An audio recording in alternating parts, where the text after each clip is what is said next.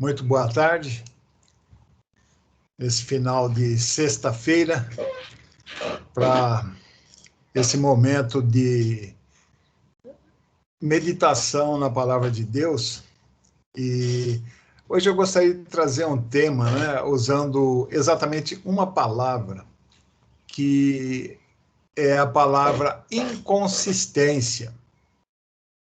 Como é que você definiria, né, o termo inconsistente ou inconsistência? No dicionário, ele é definido assim como não persistente, sem firmeza de constituição ou caráter, falta de harmonia na conduta e na prática do que professa, incerteza, ambiguidade, hesitação, indecisão, instabilidade, infidelidade, inconstância, inconsequência, incoerência, etc. E eu diria assim, mais um tanto aí de palavras com radicais in, né? Uma dessas definições que nós falamos, que da palavra inconsistência, diz ali, falta de harmonia na conduta e na prática daquilo que professa. Trazendo para a nossa vida espiritual, né, e no nosso dia a dia como cristãos, nós podemos observar, né, que nada parece afastar mais as pessoas do cristianismo do que a inconsistência de alguns cristãos. Então, conviver e observar pessoas que dizem algo, que ensinam alguma coisa, mas praticam outra totalmente diferente. Então, essa conduta, quando observada, né, nós vemos que ela é perniciosa em qualquer meio, seja no meio secular, né? Entretanto, ela é muito danosa ao testemunho de vida daqueles que professam ser cristãos. Então, essa situação e comportamento desses tais cristãos acabam trazendo o quê? Grande reprovação e rejeição ao Evangelho de Cristo. Falta de testemunho consistente. Então, a inconsistência, aquilo que seria o dizer e não ser, na caminhada de um cristão, é muito prejudicial à causa de Cristo, ao ide que Cristo ordenou na sua palavra, que é exatamente levar o evangelho a toda criatura. Então, o pecado da inconsistência na vida de um cristão é o que azeda até mesmo o seu relacionamento com Deus. Uma frase, né, que eu poderia colocar, que é assim: o que você é em público nunca tapará os olhos de Deus para o que você é em particular. Então, aquilo que você mostra em público, o que você fala, né, o que você prega, nunca vai tapar os olhos de Deus para aquilo que você é verdadeiramente. Então, por isso que o cristianismo muitas vezes perde terreno, né? Por causa disso, por causa da inconsistência de alguns que dão um testemunho totalmente avesso àquilo que pregam. Então, não se pode esperar, né, que o homem natural, aquele que não é convertido, já de imediato ele aceite e ame, né, o evangelho. Mas temos que ter cuidado, e cuidado para quê? Para não deixá-lo enojado, né, de ouvir o evangelho devido à nossa inconsistência na vida diária. A inconsistência de um cristão que prega uma coisa, mas pratica outra. Então, a flagrante, né, disparidade entre a pregação e a prática é um mal muito mais destrutivo sobre o cristianismo do que talvez, sei lá, o comunismo, né, o liberalismo e tantos outros ismos por aí contrários ao cristão, ao cristianismo. Nem eles provocam tanto mal quanto comportamento de total inconsistência no seu dia a dia daquele que dá testemunho do Evangelho. Quando nós lemos a Bíblia, quando nós estudamos, vemos as cartas de Paulo, né, os evangelhos, existem muitos exemplos da inconsistência e muitas advertências. Lá em Romanos 2, 21 a 23, está escrito assim: pois então, tu que tanto ensinas a outros, por que não educas a ti mesmo? Tu que pregas que não se deve furtar, furtas? Tu que ensinas que não se deve cometer adultério, adulteras? Tu que abominas os ídolos, mas lhe rouba os templos? Tu que te orgulhas da lei, desonra a Deus, desobedecendo a própria lei? Uma advertência aqui em Romanos. Então, estes são aqueles, né? O que está descrito aqui nesses 3 versículos, aqueles que têm um conhecimento muito substancial da palavra de Deus. Eles podem ensinar com grande clareza de discurso, falar sobre qualquer passagem das Escrituras e citar as Escrituras após Escrituras, impressionando talvez a muitos, né, com o seu manejo e conhecimento da palavra de Deus. E eu digo assim que eles sabem o certo e o errado, mas caem em contradição, pois falham em aplicar todos os seus conhecimentos em seu próprio estilo de vida. Então, da mesma maneira, né, eles têm o comportamento dos fariseus tão condenados por Jesus Cristo. Eles pregam, exigem e não praticam.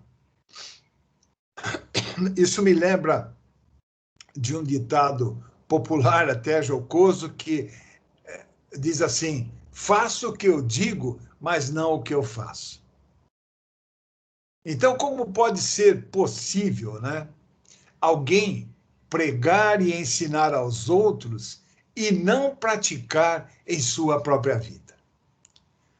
Como pode ser possível, no caso que nós lemos, pregar contra o roubo, contra o adultério, contra a idolatria e ainda ser culpado dos mesmos pecados? Como pode ser possível alguém pregar a palavra de Deus para os outros e ainda assim desonrar a Deus, desobedecendo aquilo que a palavra diz? Parece impossível, mas, entretanto, é possível. Aconteceu e está acontecendo ainda hoje. Aconteceu desde os tempos anteriores, né, até a Jesus Cristo e durante e depois o ministério dos apóstolos. É triste, mas existem ainda muitos, né, que estão pregando contra o pecado. Entretanto, estão vivendo uma vida de pecado atrás de portas fechadas. Talvez muitos, né, daqueles que ouvem as mensagens desses que se encantam não percebam a inconsistência, mas Deus com certeza vê. Lá em Neemias 32, 23, está escrito: porém, se não fizerdes como estáis prometendo, pecareis contra Deus. E sabei que certamente não escapareis jamais ao castigo de vossos próprios pecados. A inconsistência pode enganar, às vezes, esse que pratica a inconsistência, enganar a muitos, viver enganando a muitos, ser muito bem considerado em todos os locais, né? Bem recebido e ouvido. Mas aqui está uma advertência. Se não fizerdes como estás falando, certamente não escapareis jamais ao castigo de vossos próprios pecados. Isso Deus falando. A coisa é séria. O falar e não praticar. O falar e ensinar e incorrer nos mesmos erros daquilo que está pregando e ensinando. Coisa séria. Um segundo aspecto, né, que nós podemos notar, né, quando lemos e ouvimos a palavra de Deus, é aquele momento que é comum até nós mesmos, né? É julgar os outros e excluir a si mesmo. Lá em Romanos 2:1 está escrito: portanto, és indesculpável, ó homem, quando julgas quem quer que seja, porque no que julgas a ti mesmo te condenas, pois praticas as próprias coisas que condenas. E o texto de Mateus 7:3, Jesus falando: por que reparas tu o cisco no olho de teu irmão, mas não percebes a viga que está no teu próprio olho? Então, aqui nós temos duas passagens que descrevem ali alguém se colocando como juiz dos outros, julgando aos outros. E aqui eu quero destacar especialmente, né, a cegueira espiritual de quem está se pondo nessa posição de juiz em relação a outros. E em que tipo de hipocrisia grosseira alguém está para ser capaz de criticar, denegrir ou condenar outro por algo do qual ele próprio é culpado? Não faz sentido, né? Não faz sentido. Acusar e condenar alguém por um pecado do qual também é culpado. Nós devemos lembrar que o pecado é enganoso. Ele vai fazer com que um indivíduo, uma pessoa, julgue a outros, enquanto está cego para o mesmo comportamento em sua própria vida. Eu sei que nós, humilde, né, olhamos os erros do nosso vizinho com o microscópio, trazendo bem para perto. E os nossos próprios erros, nós olhamos, né, pelo lado contrário do telescópio. Vocês já experimentaram olhar do lado contrário do telescópio o que acontece? As coisas diminuem muito. E muitas vezes é esse o nosso comportamento. Olhamos o outro em um microscópio que aumenta bem, e os nossos erros nós olhamos pelo lado contrário de um telescópio. Acabamos, né, tendo, às vezes, dois conjuntos ali de pesos e medidas. um para uso dos outros, né, contra os outros, e um para uso próprio. O pecado da inconsistência na vida daquele que se põe a julgar aos outros, sem olhar para si mesmo, sendo hipócrita, sendo um verdadeiro fariseu.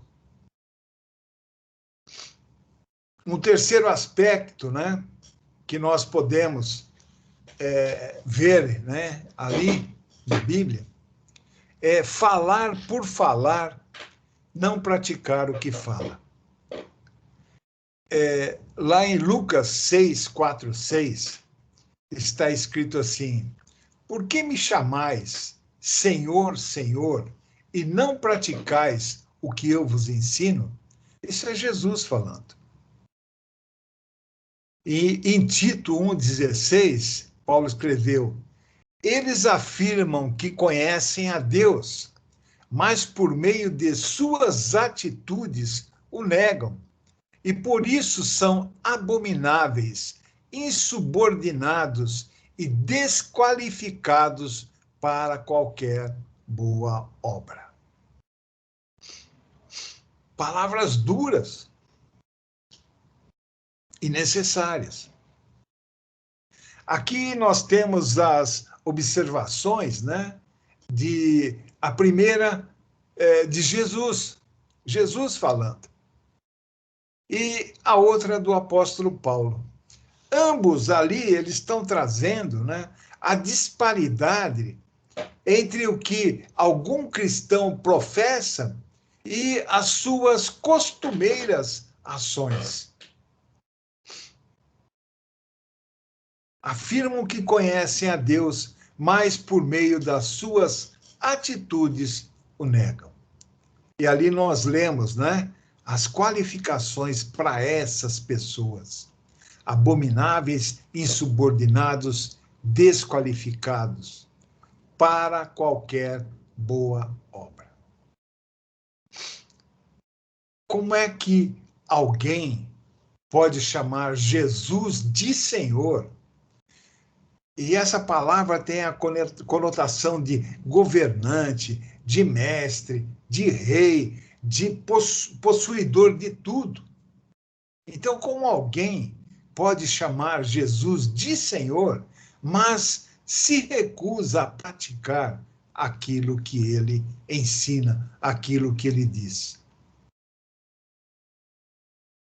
Como se pode professar ser cristão, estar andando com Deus, mas ter obras que são o que eu diria detestáveis, repugnantes?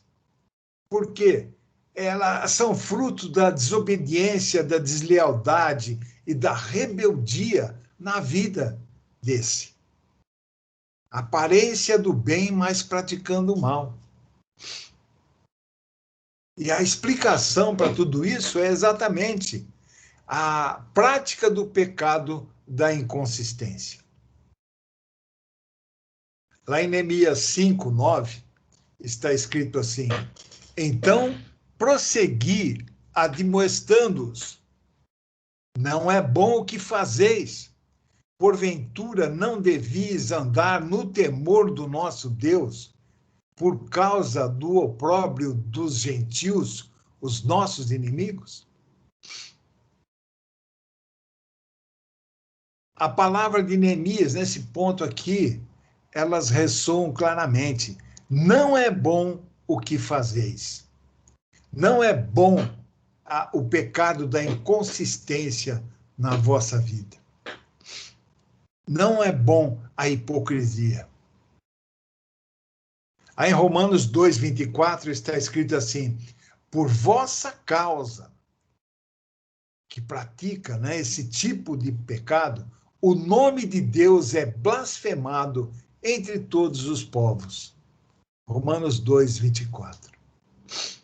Então, por causa da inconsistência, que é tão, até, eu diria, entremeada entre os cristãos, aqueles que deviam dar o bom testemunho, O nome de Jesus é injuriado. O evangelho é tratado com menosprezo. E as coisas de Deus são banalizadas. Fruto do pecado da inconsistência. Então, qual seria, né, a maneira para erradicar esse mal entre aqueles que professam a fé cristã e que provocam tanto mal mesmo, né, no espalhar do evangelho? Mais uma vez eu volto lá em Neemias 5:9 para podermos encontrar a resposta. E ali ele diz assim: não devias andar no temor do nosso Deus?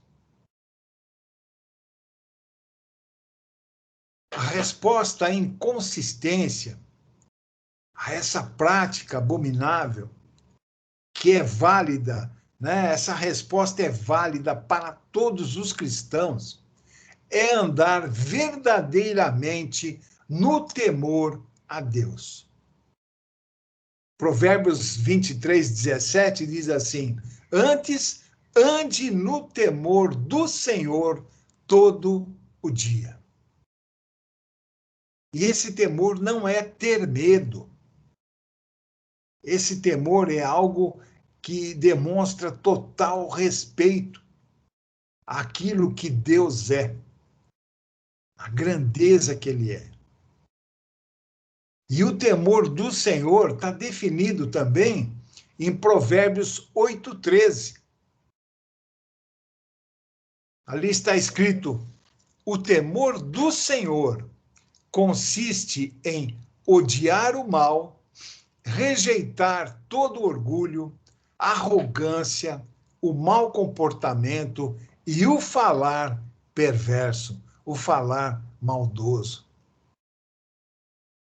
Esse é o que representa verdadeiramente o temor do Senhor.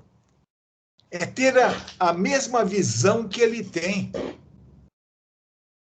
Odiar o mal, rejeitar o orgulho, a arrogância, o mau comportamento e o falar perverso. Tudo isso nós falamos aqui, essas pequenas frases aqui nesse versículo, nós falamos no comportamento da inconsistência. Rejeitar o orgulho, a arrogância, o mau comportamento, o falar perverso, se portar como juiz, falar e não praticar, né? A arrogância de julgar aos outros. Então, o temor do Senhor nós temos que praticar em nossa vida, para estarmos distante, né, do pecado da inconsistência. Nós vemos, né, que, consequentemente, aqui, o temor do Senhor é odiar o mal. E nisso se inclui o quê? A inconsistência. Tudo o que ela faz na nossa vida. Então, nós devemos excluí-la, né, eliminá-la totalmente do nosso dia a dia, da nossa vida em geral. A inconsistência é pecado. Nós temos que ser firmados, não só na palavra, mas refletir no nosso comportamento, em todos os momentos, em todas as áreas, aquilo que nós professamos, aquilo que nós falamos. Mostrar consistência na nossa vida cristã. Amém? Então, essa é a palavra para hoje, para a nossa meditação, nesse final de sexta-feira. E uma boa noite a todos. Deus abençoe e até a próxima meditação na segunda-feira.